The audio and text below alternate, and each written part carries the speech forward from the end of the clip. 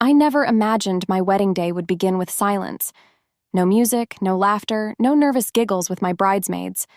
Just silence. And eyes. So many eyes on me. I stood there inside the courthouse, in a white dress that suddenly felt heavy. Nathan was at the front, smiling like nothing was wrong. His hair was slicked back, his suit was tailored, and he looked every bit the charming man everyone believed he was. But I couldn't take another step toward him. The judge had just asked if we were ready to begin. My mom stood to my left, clutching a small bouquet. Lila was behind me, her lips tight. There were about 30 people in the room, family, friends, co-workers, all waiting. Nathan extended his hand to me. "You look beautiful," he whispered. I didn't answer. I just looked at him, looked through him. My hands were cold. My heart was steady, not racing like I thought it would be. It was calm, strangely calm, like the eye of a storm. "Emily?" the judge asked gently. I blinked. Then slowly, I turned around. I didn't say a word. I didn't explain. Gasps filled the room. Someone dropped a phone. My heels echoed on the courthouse floor as I walked past rows of confused faces. People were whispering my name. Some called out. I didn't stop. I kept walking. The glass doors opened with a soft whoosh. The air outside felt sharp and clean, like freedom. And there, parked right at the curb, was a dusty green pickup truck. The driver door opened. A man stepped out. He wasn't wearing a suit, just jeans and a gray shirt. He didn't smile. He didn't ask questions. He opened the passenger door. I climbed in. The whispers and stares from inside the courthouse were now behind tinted glass. Nathan came rushing out, yelling something I didn't care to hear. The truck started. We drove away. For a long time, neither of us spoke. The road stretched out ahead of us, endless and empty. I stared out the window as buildings turned into trees. I could still feel the pressure of everyone's eyes on me, the confusion, the judgment, the disbelief. But you know what? I didn't care. Because they didn't know. They didn't know what I had learned the night before. They didn't know the truth about the man I was about to marry. They didn't know why I walked out of my own wedding. And they certainly didn't know who the man driving the truck was. But I did. And for the first time in a long, long while, I felt like I was finally doing the right thing. Let's talk, viewers. What would you do if you were in my shoes? Would you walk away at the altar, or go through with it just to avoid the shame? Comment below. I'm reading every single one. And if this story already has you hooked, hit like so more people can hear it. We're only just getting started. The night before my wedding should have been magical. It started that way.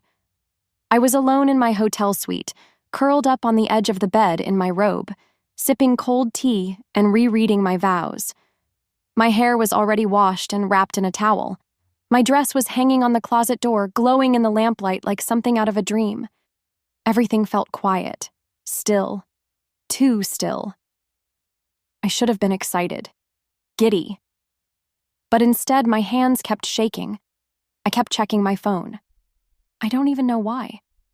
Nathan had already sent me a goodnight text. "Can't wait to see you walk toward me tomorrow. I love you." I stared at it too long. Something about it felt off. I shook my head, trying to laugh it off. "It's just nerves," I told myself. "Everyone gets cold feet before the wedding, right?"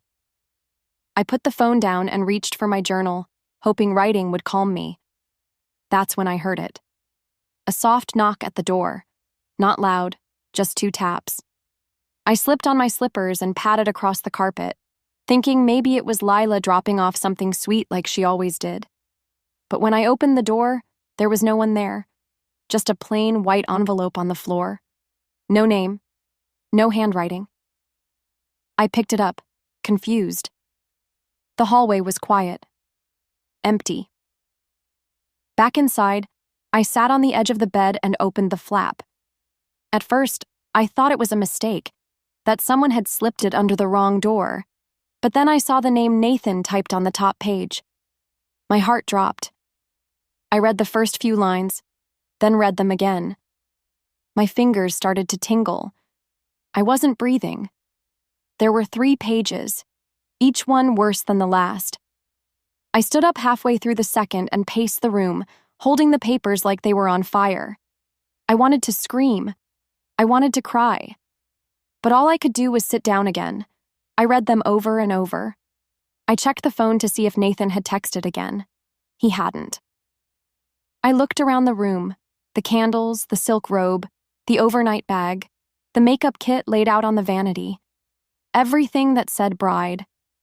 And yet, I didn't feel like one anymore. I felt played, used. I pulled my knees up to my chest on the bed and stared at the dress hanging across from me. So much had gone into planning this wedding. The dress fittings, the guest list, the courthouse appointment, my mom's tears, my dad's toast, Lila helping me choose the flowers. But now, it all felt like a joke. Like I was the last person to find out something everyone else already knew. I stayed up most of that night. The sun was rising when I finally pulled the blanket over my body. I didn't sleep. I just closed my eyes and pretended everything would be okay. But deep down, I knew nothing would ever be the same again. When something breaks inside you, it doesn't happen all at once. It cracks in quiet places first. Places you ignore because you want to believe.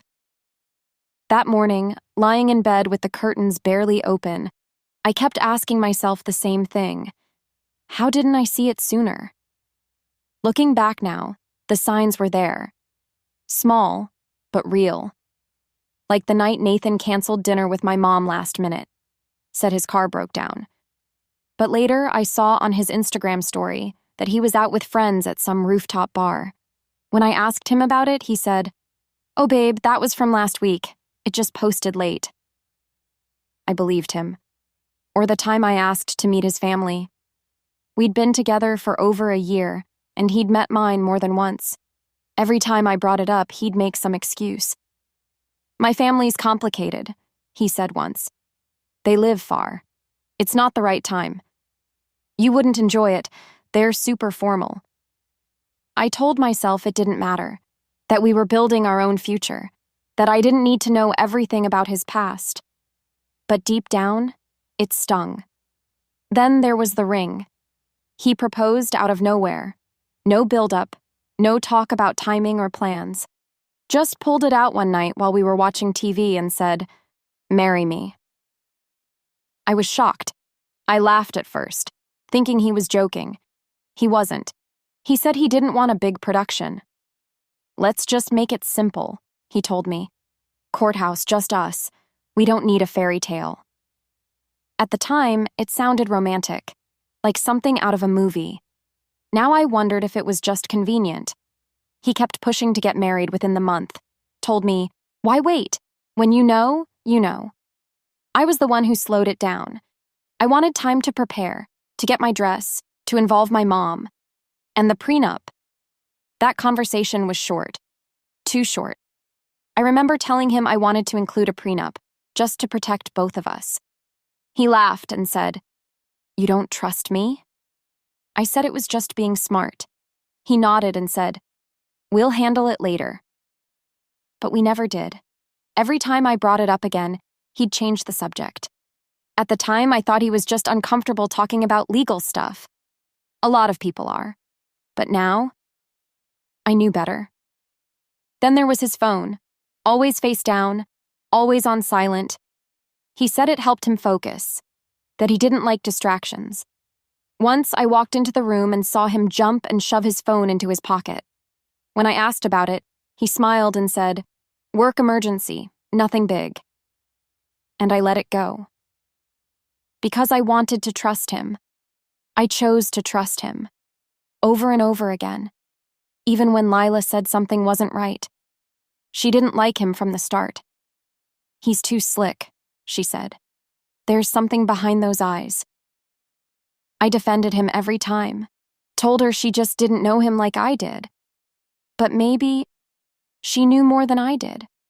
Sitting on that hotel bed, clutching that awful envelope in my lap, all the pieces started falling into place. The lies weren't loud. They weren't in big, bold letters. They whispered. They hinted. And I ignored every single one. Because I loved him. Or at least I thought I did. But now I was starting to wonder if I ever really knew the man I almost married. I didn't eat breakfast the morning of the wedding. I couldn't.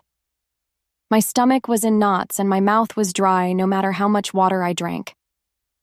I sat on the edge of the bed, staring at the envelope again. The pages were a little bent now from how many times I had read them. I wasn't crying anymore. The shock had worn off and something colder had taken its place. I didn't feel like a bride. I felt like a detective. Nathan texted me a couple of times that morning. "Sleep well? I hope you're not too nervous. I'm counting down the minutes." I replied once. "I'll see you soon." He sent a heart emoji. I didn't answer. Around 10:30, he came by the hotel, said he just wanted to see me for a minute. "Just to calm the nerves," he said through the door. I let him in. I had already decided. I needed to keep calm, keep things normal, at least on the surface. He hugged me tightly. I forced myself to hug him back. "You okay?" he asked, pulling back to look at me. I nodded. "Just wedding nerves." He smiled and kissed my forehead. "You're going to be my wife today." I nodded again. He stepped into the room and sat on the little sofa by the window. He pulled out his phone and started checking something, probably messages. I watched him carefully. I sat across from him and forced a smile. "What's everyone saying?" He grinned. "Aunt Tina's already crying and she's not even there yet." He laughed. "Wants pictures of everything." I laughed lightly, but my eyes were on his phone. He was using it with one hand, kind of distracted, and then he set it down on the armrest and reached for his water bottle. The screen lit up, and just like that, a message preview popped up. I don't know what came over me. My body moved before I could think. While he twisted the cap off his drink, I leaned over and picked up the phone. "Hey," he said, surprised. "I just want to take a quick selfie for us," I lied, already turning the phone slightly away from him. He didn't stop me. I opened the messages. There, at the very top, was a thread with a woman's name I didn't recognize. I clicked it, and what I saw made my heart slam against my ribs. There were messages from yesterday and the day before, photos, emojis, voice notes. "I miss you already. You know this wedding means nothing. You're the one I love. After the ceremony, we'll figure everything out. Be patient." I couldn't move. The woman had sent a selfie in a red dress. She was beautiful, too beautiful. Then I saw one line that burned into my memory. "She still doesn't know, just one more day." Nathan leaned forward. "Babe, what are you looking at?" I turned the screen toward him. My hand didn't shake. His face changed, the color drained. He blinked fast. "Emily, wait, let me explain." I didn't say a word. I didn't have to. I took a screenshot. Then another, and another. I emailed them to myself, right there in front of him. Then I set the phone down, gently, like it wasn't a bomb that had just gone off in my hand. He stood up, panicked. "It's not what it looks like, I swear." I looked him straight in the eye. "Get out." "Please, just let me talk." "Out," I repeated. He hesitated, then finally turned and walked out, leaving the door halfway open behind him. I stood in the silence of that hotel room, the dress still hanging on the closet door, the sun shining through the curtains. And I knew then, this wedding was never going to happen. After Nathan left my hotel room, I just stood there for a long time. My phone buzzed with missed calls and texts, but I didn't check them. I already knew who they were from. I walked over to the mirror and looked at myself. My face was pale. My eyes looked hollow. I didn't look like a bride. I looked like someone who had just stepped out of a nightmare. But I wasn't going to sit there and cry anymore. I needed answers. I pulled out the envelope again, the one that had been slipped under my door. This time, I paid closer attention. At the very bottom of the third page, there was a line I had overlooked before. If you want proof from someone who's seen it firsthand, meet me at Carter's Cafe on Main before noon. Ask for Luke. I didn't know who Luke was, but something about the way the letter was written, so calm, so sure, made me believe it wasn't a prank. I got dressed quickly. No makeup, just jeans, a hoodie, and sneakers. I left through the back of the hotel so I wouldn't run into any guests. The sky was cloudy when I stepped outside. Everything looked gray. Carter's Cafe wasn't far, just 10 minutes by car. I drove with both hands tight on the wheel, heart pounding the whole way. The cafe was small, warm, and quiet. The smell of coffee hit me the moment I stepped inside. People were sipping lattes, working on laptops. No one looked up. I walked to the counter. A young barista smiled at me. "Can I help you?" I leaned in. "I'm looking for someone named Luke." She glanced over my shoulder and nodded. "He's in the back, corner table." I turned and saw him. A man in a gray shirt and jeans, mid-30s, short beard, calm eyes. He looked up as I approached. "Emily?" I hesitated, then nodded. "Sit," he said gently. I slid into the seat across from him. He didn't smile. He didn't blink too much. He just looked like someone who had waited a long time for this conversation. "I'm Luke," he said. "I'm the one who left the envelope." My voice was low. "Why?" "Because someone needed to." He folded his hands on the table. "And you deserve to know who you're marrying." My throat tightened. "How do you know Nathan?" He exhaled slowly. "My sister. Her name's Camilla. She was in a relationship with him for over a year. Until 3 days ago, she thought she was the only one." I froze. Luke reached into his jacket and pulled out his phone. He tapped a few times and turned it toward me. Photos, texts, screenshots. There was Nathan, smiling, laughing, kissing a woman on the cheek. "Camilla, I'm not showing you this to hurt you," Luke said. "I'm showing you because you're walking into something that isn't real." I stared at the screen. My stomach twisted. "Why didn't your sister come?" "She's heartbroken. She didn't even know about you until a few days ago. She found a receipt in his wallet with your name on it. The dress shop. That's when she started asking questions." I nodded slowly, taking it in. "She was going to confront him herself," he added. But I stopped her. I told her, "Let me handle it. Let me warn the other woman before it's too late." I felt tears press behind my eyes, but I blinked them back. "He told her he was only marrying you for money," Luke said carefully. "That he'd leave once he got what he needed." I covered my mouth with one hand. My body felt numb. "You don't owe me a reaction," Luke added. "I just wanted you to have the truth. What you do with it, that's your choice." I looked at him, really looked at him. There was no smugness, no pressure, just honesty. I took a breath, then another. "Thank you," I whispered. He gave me a short nod. "Whatever you decide, I hope it brings you peace." I stood up, shaky but clear. I walked out of the cafe into the cloudy afternoon.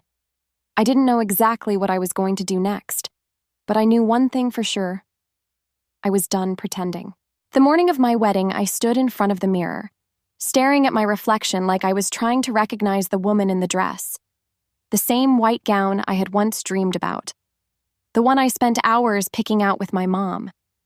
It still looked beautiful, but it didn't feel like mine anymore. The air in the room was too quiet.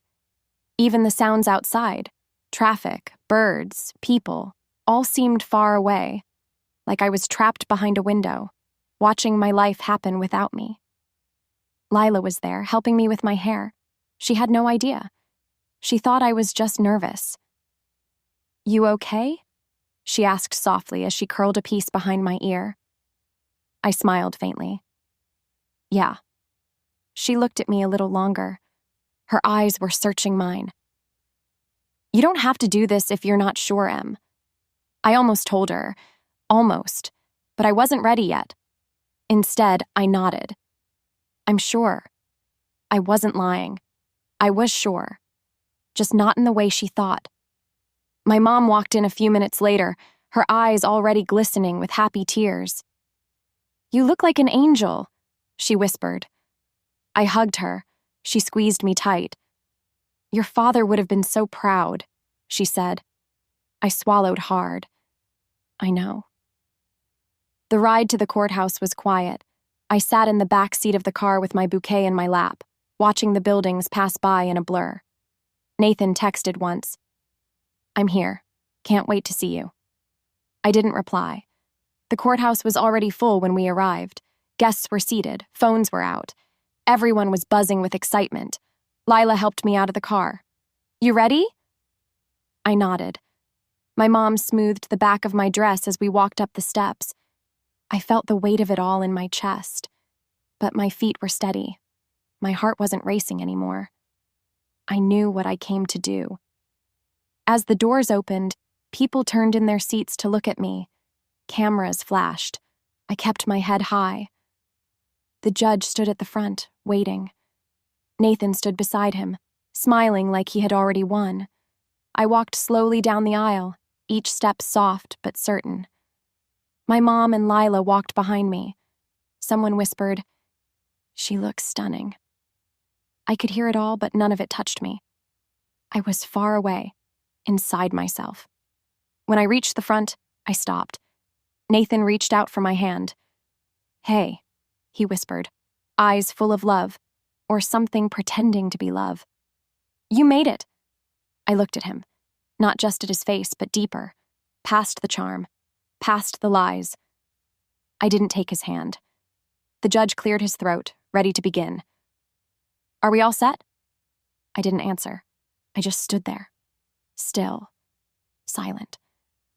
I looked around the room, all those faces smiling, waiting, believing they were witnessing something beautiful. But I wasn't going to lie to them, not anymore, not to myself either. I turned to my mother and gently handed her the bouquet. She looked confused but didn't say a word.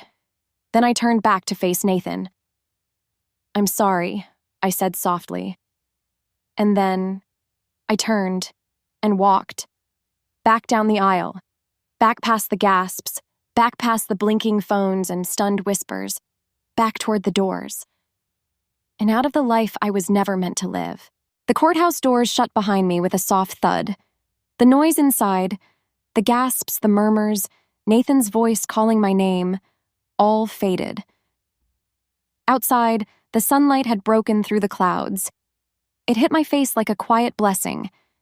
And there it was, the truck, parked right where it had been before. Same dusty green paint, same quiet engine running. Luke stepped out as I approached, like he'd been waiting all along. He didn't say anything. He didn't have to. He just opened the passenger door. I climbed in without a word. Nathan burst through the doors behind me, shouting. I didn't turn to look. I didn't need to. The truck pulled away slowly, and in the side mirror, I saw the courthouse growing smaller and smaller. I didn't feel afraid. I didn't feel ashamed. I felt free. We drove for a long time in silence. The wind came through the open window, brushing across my face, tugging at the veil I'd forgotten was still clipped into my hair. Luke glanced over at one point and asked, You okay? I nodded. I think I am. He smiled a little and kept driving. I watched the trees blur past and thought about everything that had happened. The envelope, the screenshots, the truth. I'd spent so much of my life trying to be the good girl, the kind partner, the forgiving daughter, the easygoing friend, the type of woman who always gave second chances. But not today. Today, I had chosen me. I had walked out of a courthouse in a white dress with my head held high. Not because I was running away, but because I was walking toward something better. Something honest. Something that wasn't built on lies. Eventually, Luke pulled into a quiet park near the edge of town. There was a wide stretch of grass and a wooden bench facing a small pond. We sat. The sun warmed my arms, and the world felt still again. But this time, in a good way. "You know," Luke said after a moment, "I didn't think you'd actually go through with it. Walking out, I mean." I looked at him. Neither did I. But when I saw him standing there, acting like nothing was wrong, I just couldn't do it. He nodded. "You did the right thing." I believed him. We sat there for a while, watching the water ripple. Ducks drifted across the pond, and somewhere nearby, kids were laughing. I slipped off my heels and pressed my bare feet into the grass. It felt grounding, real, like I was part of the earth again, not floating in some fake dream someone else had built for me.